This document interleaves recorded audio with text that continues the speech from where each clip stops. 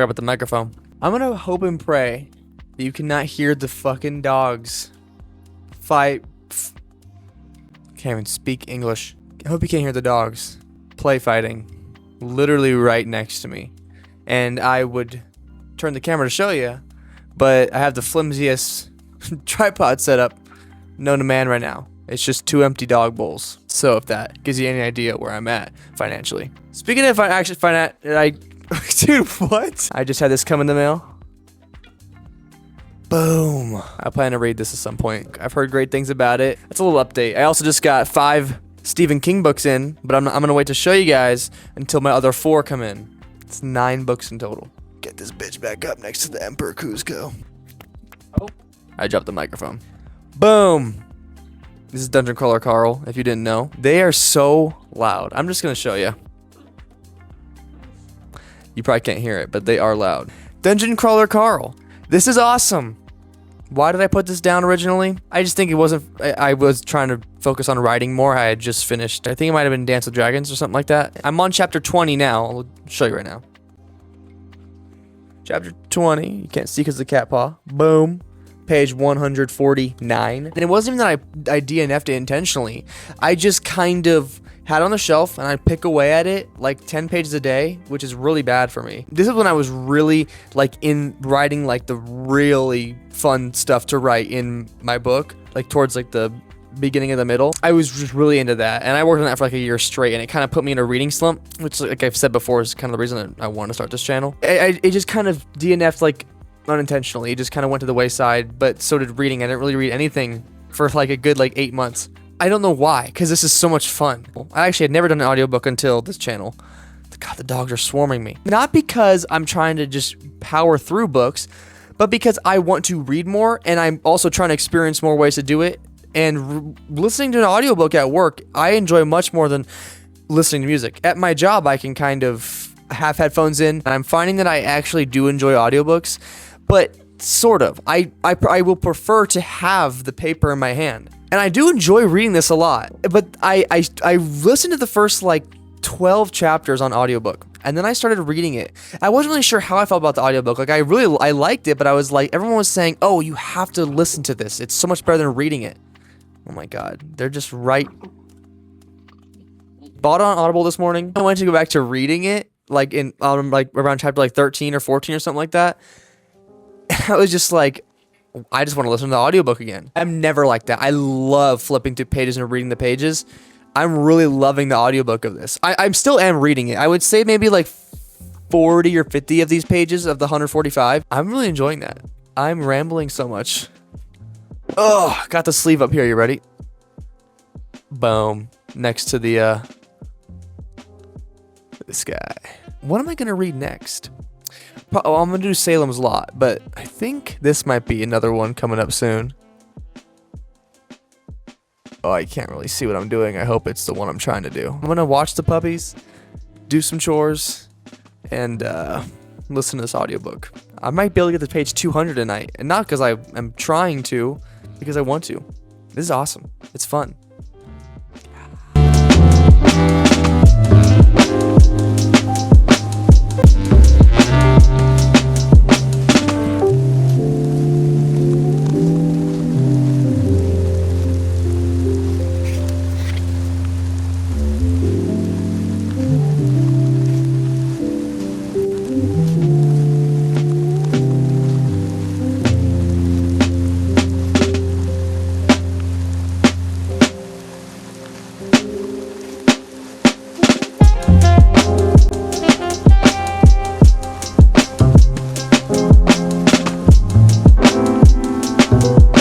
Quick little update on this bad bitch right here.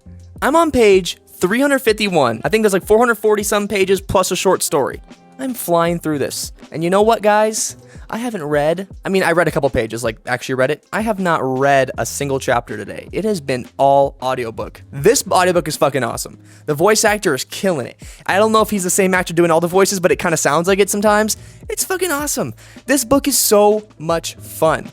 I try to go read it and I'm like, I just want to pick up the audiobook again because I can't picture these characters not sounding like how they sound. And I can't do it in my head for some reason. I just read in my own voice. I'm loving it.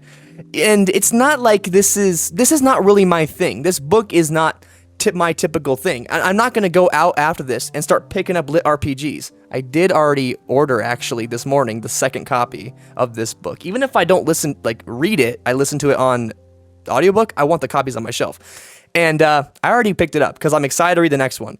But I'm not going to go pick up a bunch of lit RPGs or over-the-top comedy books like this because it's not my thing. It's not maybe my typical story.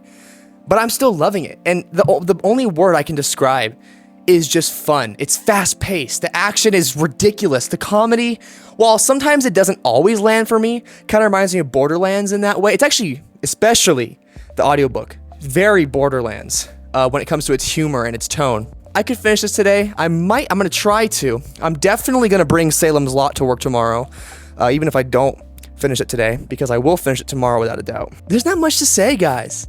I'm loving it. It's not perfect. For what it is, honestly, like, I can't really think of what they could do better. I mean, I'm sure the other books improve on this. I mean, like, in the sense of, like, what it's doing in general. You know, it may not be a 100 out of 100 for me, just because of what it is, and it's not my thing usually. But it's undeniably fun. I'm excited to keep going. I'm going to finish it. I'm really loving it so far. Like I said, not perfect, but honestly, a lot of my flaws with it aren't flaws of the book, and it's more just my style and my taste, and that's fine. There's some really funny shit in this book, like the meth head drug dealer llamas, and then Carl starts a war, a meth war between the goblins and the llamas. That little thing is it made me laugh. There's some times where I'm listening to the audiobook and I'm driving in my work truck, or I'm cleaning something at work, or fixing something, or repairing something, or whatever.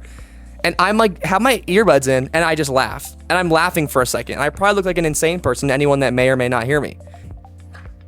Let's fucking go.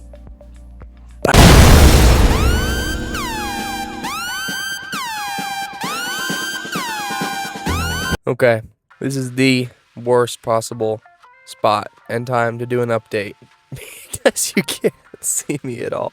So basically, after that update that you probably literally just saw, I did not end up reading or listening to the audiobook anymore. I had some shit to do, and I just got distracted, and I was like, I'll just finish it tomorrow. So tomorrow is today, this morning. I got like 2.5 hours on the audiobook left, I think. Maybe a little closer to 3 hours. Excited to see how it ends. The second book just shipped this morning. I just looked. It just shipped this morning. It's exciting. Not really much to say besides I'm just having a good time. I'm having a pretty great time. Like I said, not a perfect book, but I am still really liking it.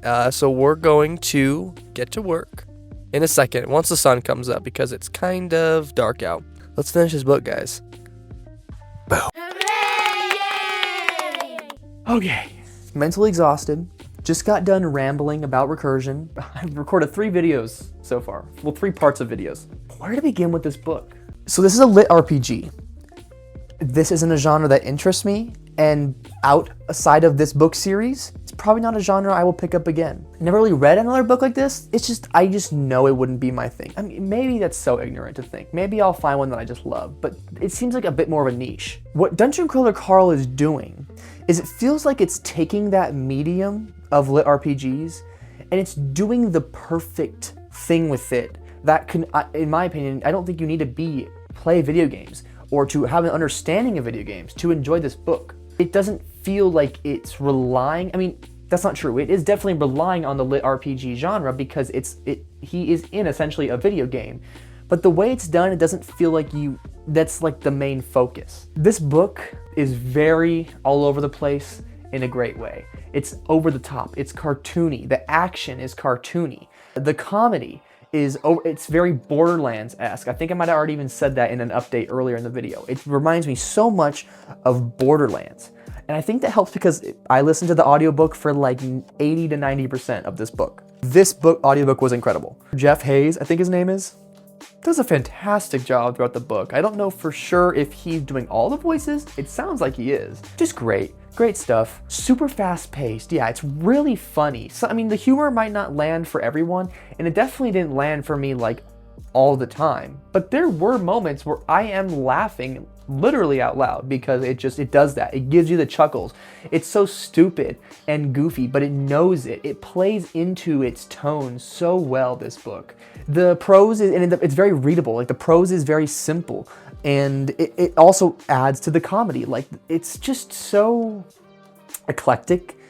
And like I said, it feels like it's using this lit RPG medium so well. Like, it feels like if this book didn't have all those elements that this genre does, it would not work the same way it does. And you have a great duo. Who doesn't love a good main character duo, right? And you have this great duo between Carl and his ex-girlfriend's cat, Princess Donut. You have great moments between them.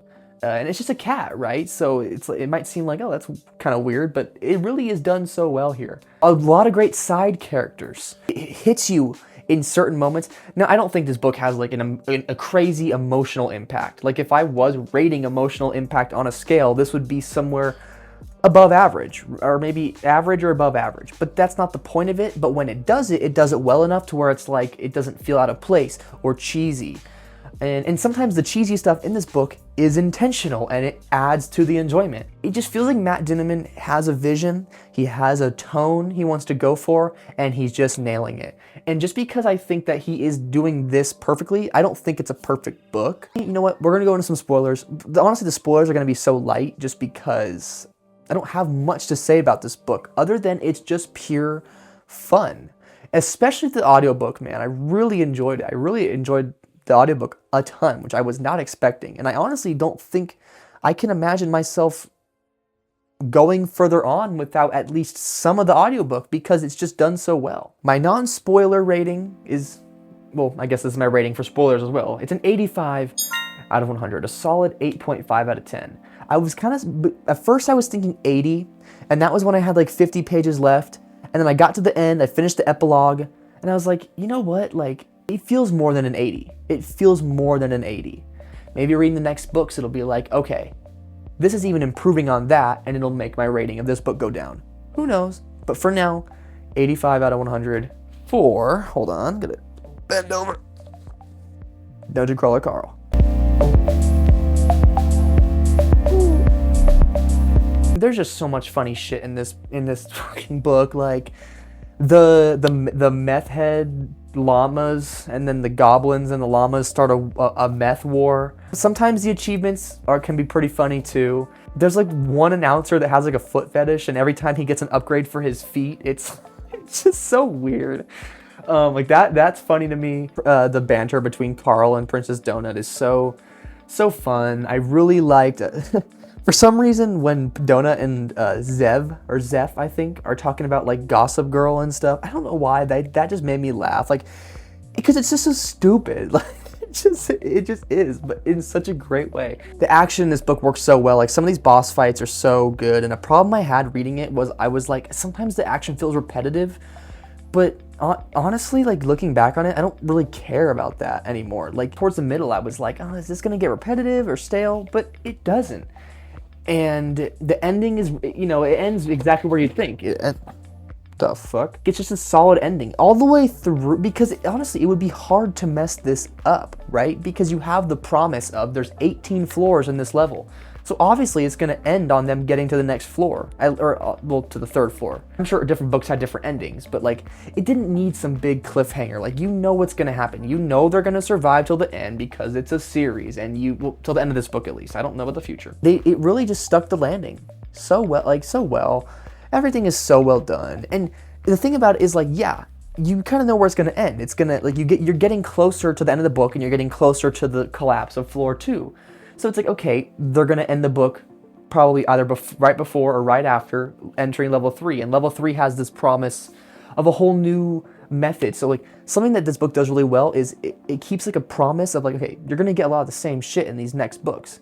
But it also adds more. You have this mystery with this homeless woman, Agatha. Towards the very end, you start to get this mystery with like, there's this corporation, and maybe she's being hired by this corporation and getting special treatment. Once they reach level 3, they get to pick a new class and a new race, and that's going to add a whole other layer to the depth of this combat, which is also really exciting to me, because I really want the combat to keep like building on itself. Oh, and then you have this whole plot line. It's Frank W. and Maggie Mai, I think, are the characters. Carl unknowingly, accidentally got their daughter killed. Sort of. She didn't need to die. He points that out. It's a whole situation. This is spoilers, so if you know what I'm talking about, you know what I'm talking about. That whole situation is so interesting because now you have this whole other external threat. Basically, they have a reason to get revenge on Carl, and then thanks to this game show, which I love all the interviews and the TV shows, that's all really fun. Not counting the epilogue. On the last show they do, the interview,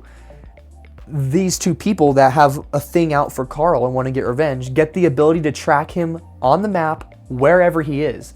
So now the entirety of the next book, I'm going to be like, you have this thing, it's like waiting for them to show up because it's going to happen. It tells you what's going to happen. There's a lot of, it ends like really solidly, like to where there's not much left open to interpretation, which in a book like this, I think that'd be kind of hard to do. But it also has so many unfinished promises for the next book. And it just makes you really want to read the next book. Like I said, I ordered it. I'm going to try reading through this one, actually through the page. But if I just want to get back to the audiobook, I'm just going to get back to the audiobook because it really is that good. Yeah, 85 out of 100, guys. A solid 8.5. That's a pretty good, you know, anywhere between an 80 and an 85. Because I am still kind of back and forth on those. But recording here right now, my instinct is to say 85 out of 100. Just if you want something funny, you want something casual, you want something very bingeable, you want something with a bunch of action, but it's not too gory, and the stuff that is gory is so cartoony that it's not off-putting, I can't recommend a book better than this. If you like video games and you want to get into novels, I can't recommend a book better than this because it reads like a video game. While this isn't like for me necessarily, like, I don't really have any problems with it. It's just not a 100 out of 100 because, I think for what it's doing, perfect might be a bit of a stretch, but you could probably say this is a 5 out of 5 book for you. The only reason it's not for me is because it's just not normally my style and it's not like what I really crave. But I am glad I gave it a shot, and I'm going to read the rest of the series because I enjoyed it that much. Unless like it starts to dip down, but I don't think it does. I think I've heard it only gets better and better. I really liked it. 85 out of 100. I've been rambling. We're going to cut this down. It's like 15 minutes. We're going to cut this shit down to like 8 minutes. Peace.